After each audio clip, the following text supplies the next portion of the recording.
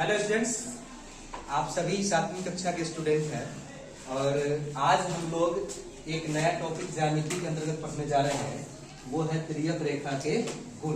क्या पढ़ने जा रहे हैं? तिर्यक रेखा के गुण। तो तिर्यक रेखा समझने से पहले हम कुछ आम जनजीवन का उदाहरण लेते हैं कि तिर्यक रेखा होता क्या है। अच्छा, आप लोग कभी स्टेशन गए हैं? स्टेशन गए हैं तो उसमें रेलगाड़ी जो चलती है पटरी पर चलती है ना। तो पटरी पर चलती है तो कभी पटरी को जाते हुए देखे होंगे, दो पटरी एक दूसरे के पैरेलल जाती है, तो उस पटरी को काटने वाला वो पटरी देखे हैं। जैसे ऐसे रेलगाड़ी जाती होगी, मतलब ये पटरी होगा, उसको वो काटने वाला बनता है। ट्रेन क्या होता है कि इधर से घूमते हुए दूसरे पटरी पर जाना है ना, तो यहाँ से कट के आ है ना। या पुराना वाला घर देखे होंगे, तो पुराना वाला घर के दरवाजा जब बंद करते थे तो उसको लगाने के लिए एक प्रकार का इस प्रकार का होता था। क्या बोलते उसको क्या बोलते थे? छिपकली बोलते थे, है ना। तो यही, या फिर आप देखते हुएगा, मतलब इस तरह से तिरछा अगर काट दे, है ना, तिरछा काट रहा है अगर किसी लाइन को, तो उसी को हम बोलते हैं तिर्यक रेखा। सबसे अच्छा एग्जाम्पल आपको रेलवे का पटरी है, जिसमें तिर्यक रेखा काटती हुई रहती है ना। तो अब यहाँ पर देखिए कि तिर्यक रेखा के गुण, तिर्यक रेखा का अपना एक प्रॉपर्टीज होता है, क्या क्या वह काम करता है। अगर किसी रेलवे के पटरी को वह काटेगा तो उसमें क्या गुण होना चाहिए, है ना, इसके बारे में हम लोग पढ़ेंगे। जिसमें आप देखिएगा कि यहाँ जो हमको पढ़ना है मूल रूप से तिर्यक रेखा के गुण में, तो कोई तिर्यक रेखा, तिर्यक रेखा का मतलब होता है तिरछी रेखा। तिर्यक मतलब क्या होता है? मतलब एकदम से सीधा ना होके तिरछी। तो वो तिरछी रेखा कभी भी मतलब लंबवत भी हो सकती है, लेकिन ज्यादा करके तिरछी ही रहती है। तो तिर्यक रेखा कभी भी जो होगी वह किसी दो समानांतर रेखा को काटेगी।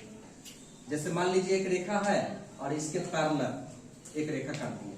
रेलवे का पटरी ऐसे ही देखते होंगे, एक चक्का इस पर एक चक्का इस पर चलते हुए रहता है ना। तो ये हो गया आपको समानांतर रेखा।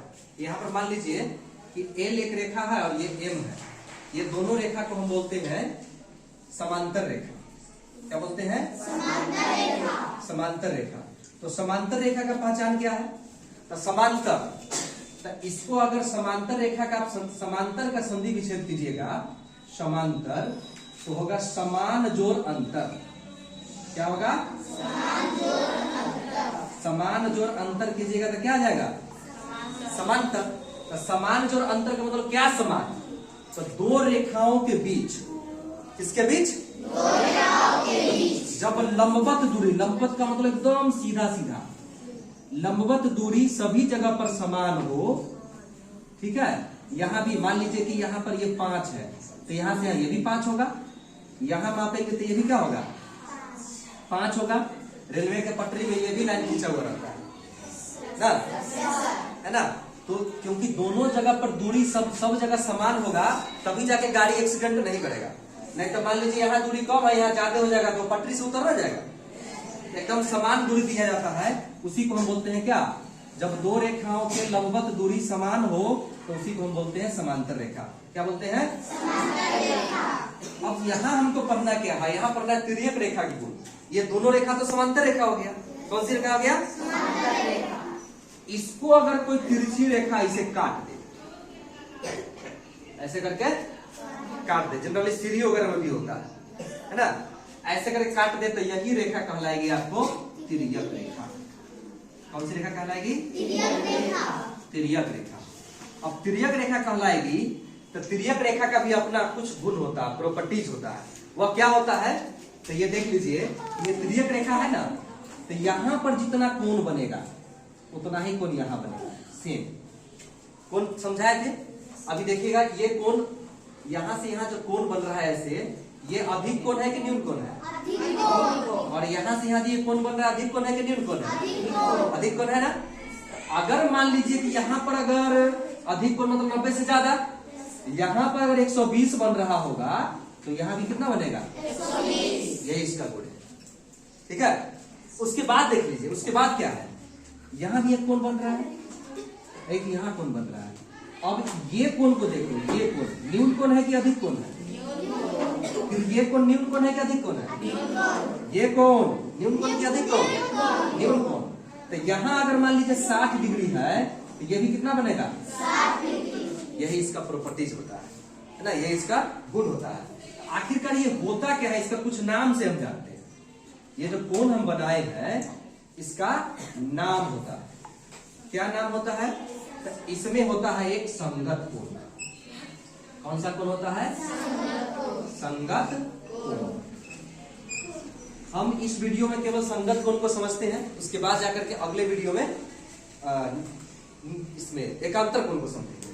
तो संगत कोण है, तो संगत कोण में देखिए क्या होगा कि संगत कोण, ये कोण और ये कोण संगत कोण होगा। हम अपनी सुविधा के लिए कोण का नाम दे देते हैं। इसका नाम देते हैं 1, इसका नाम देते हैं 2, इसका 3, इसका 4। यह एक बिंदु है, बिंदु के 4 और अभी कितना कोण बन रहा है? 4 कोण बन रहा है। तो यहाँ भी 4 कोण बन रहा है, 1 2 3 4। तो इसका नाम दे देते हैं 5, इसका दे देते हैं 6, इसका नाम दे देते हैं 7, इसका दे देते हैं 8। ये 1 2 3 4 5 6 7 8 नाम हम इसलिए दिए हैं ताकि लिखने में सुविधा हो। यहाँ टोटल कितने कोण बन गए? 8 कोण। 8 कोण में संगत कौन कौन है? तो संगत कोण में देखिए 1 है और 5। कौन कौन है? 1 और 5। 1 मतलब कोण एंगल 1, 5, 1 और 5। उसके बाद कौन सा कोण है? तो इधर 1 और 5 हो गया, तो इस साइड से चले आओगे तो 2 और कितना होगा? 6 होगा। अब याद रखने के लिए तुमको हम एक ट्रिक बता देते हैं कि देखो, ये इस रेखा के ऊपर का कोण है 1, तो यहाँ इस रेखा के ऊपर का कोण 5। एक ही तरफ, तिर्यक रेखा के एक ही तरफ, तिर्यक रेखा के इस तरफ हुआ ना, तिर्यक रेखा के एक ही तरफ होना चाहिए। समांतर रेखा के ऊपर तो दूसरी समांतर रेखा के भी क्या होगा? ऊपर। ये कहलाएगा संगत कोण। अब इस साइड चले आए, अब क्या चले आते हैं? इस साइड। इस साइड में भी देखिए, ऊपर में 2 तो ऊपर में 6। कोई दिक्कत? तो ये हमारा कौन सा कोण हो गया? संगत कोण। संगत कोण समझने में कोई दिक्कत? ये संगत कोण का 2 युग्म हो गया, एक यहाँ पर है और एक यहाँ पर है। ठीक है। अब उसके बाद देख लीजिए कि एक और युग्म हम लिख लेते हैं संगत कोण का। ऊपर वाला तो ले लिए, अब नीचे वाला 4, तो 4 का संगत कौन होगा? 4 का संगत कौन होगा? 8। बहुत अच्छा, आप लोग समझ रहे हैं। 4 का संगत कौन होगा?